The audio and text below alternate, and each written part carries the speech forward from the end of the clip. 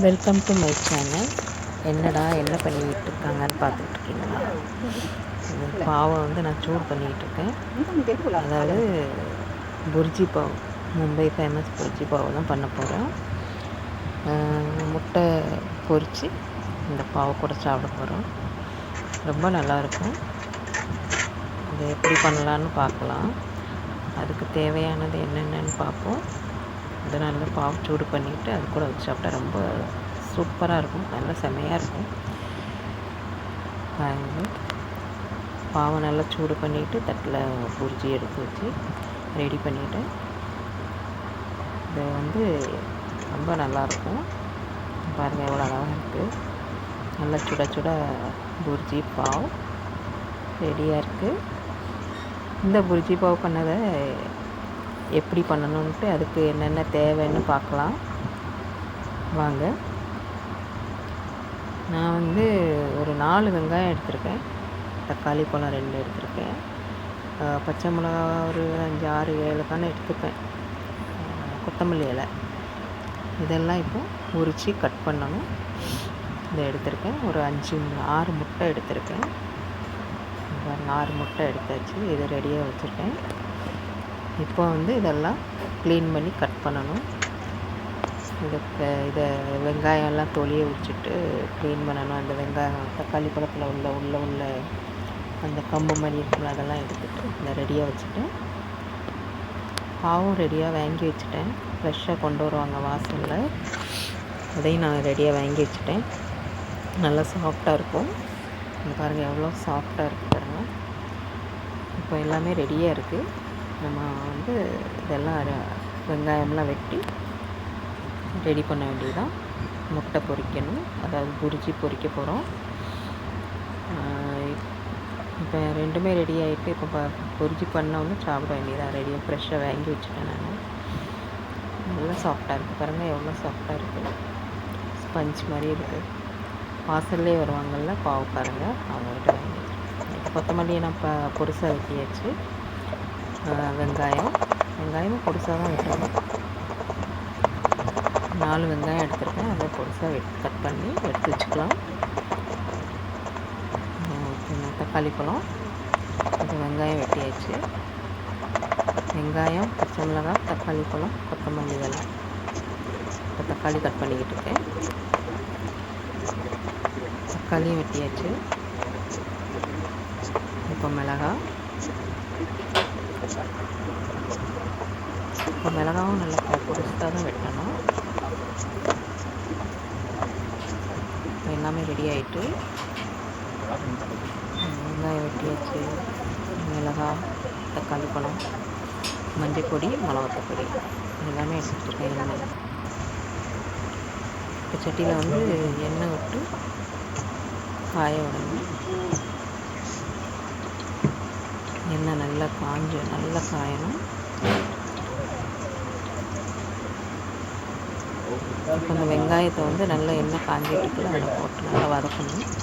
நல்லா எண்ணெய் காஞ்சிட்டு இப்போ இந்த வெங்காயம் போட்டு பார்த்துட்டு நல்லா காஞ்ச உடனே வெங்காயம், பச்சை மிளகாய் 2யுமே நல்லா வதக்கணும். ரொம்பையும் சிறப்பாக வதக்க வேண்டாம்.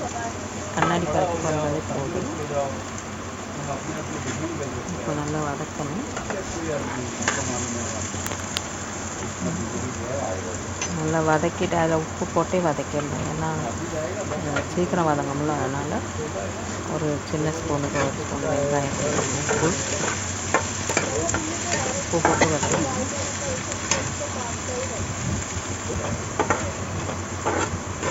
கொஞ்சம் கண்ணாடி பதத்துக்கு வந்துட்டு உப்பு சேர்த்துருக்கேன்.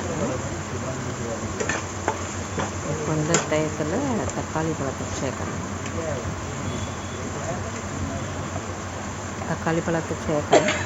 அதையும் நல்லா வதக்கிட்டு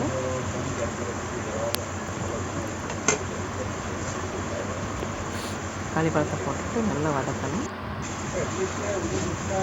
அது கூடயே மஞ்சள் பொடி, கொஞ்சம் உப்பு போட்டுருக்கேன். இன்னும் கொஞ்சம் லைட்டாக உப்பு போடணும். மஞ்சள் பொடியும் கொஞ்சம் மிளகாத்தூள் பொடியும் போடுறேன்.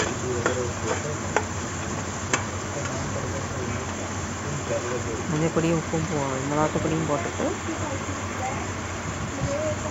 லைட்டாக ஏற்கனவே நம்ம மிளகா போட்டுக்கிறதுனால மிளகாத்தூள் கொஞ்சம் தான் போடணும், கொஞ்சம் கலராக இருக்குங்கிறதுனால நிறைய தேவையில்லை.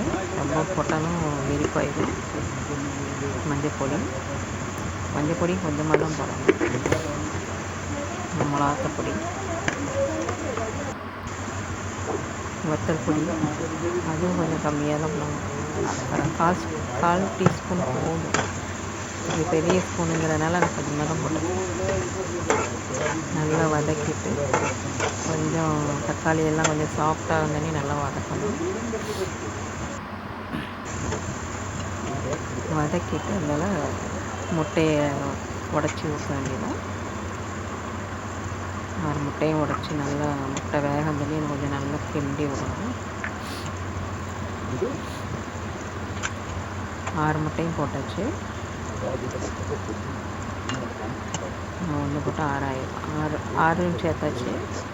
இப்போ நல்லா முட்டை வேகம் தண்ணி நல்லா கிண்டணும். நல்லா கிண்டிட்டு லாஸ்ட்டில் அதில் கொத்தமல்லி தலையை போட்டு இறக்க வேண்டியதுதான். ரொம்ப நல்லாயிருக்கும். பாவு கூடயும் நல்லாயிருக்கும், ரொட்டி கூடயும் நல்லாயிருக்கும். பொரிச்சி அது பாவு கூட இங்கே பாவு இருக்கனால நாங்கள் பாவு வாங்கி சாப்பிடுவோம். பாவு கிடைக்காதவங்க ரொட்டி கூடயும் சாப்பிட்லாம், ரொம்ப நல்லாயிருக்கும். நல்லா தக்காளிலாம் இருக்கனால ரொம்ப நல்லாயிருக்கும். ரொட்டி கூட சாதம் கூடயும் சாப்பிட்லாம். லாஸ்ட்டாக கொத்தமல்லி இலை போட்டு இறக்கிற வேண்டியதான். அது கூட பாவை நல்லா தவா வச்சு பாவை நல்லா இது பண்ணி புரிஞ்சியோட பிளேட்டில் வச்சு சாப்பிட வேண்டியதான். சூப்பரான பாவு புரிஜி ரெடி ஆகிட்டு எவ்வளோ அழகாக இருக்குது. நீங்களும் இதே மாதிரி செஞ்சு பாருங்கள். பிடிச்சிருந்தா என்னோடய வீடியோ லைக் பண்ணுங்கள், ஷேர் பண்ணுங்கள், கமெண்ட் பண்ணுங்கள், சப்ஸ்கிரைப் பண்ணுங்கள். சூப்பராக பாவ் புர்ஜி ரெடி ஆகிட்டு வாங்க சாப்பிட்லாம். ரெடியாக பாவும் புர்ஜியும் ரெடியாக இருக்குது. எல்லோரும் வாங்க சாப்பிடுவோம். பிடிச்சிருந்தால் என்னோடய சேனலை சப்ஸ்கிரைப் பண்ணுங்கள். Please subscribe my channel. Bye. அடுத்த வீடியோவில் சந்திக்கிறேன்.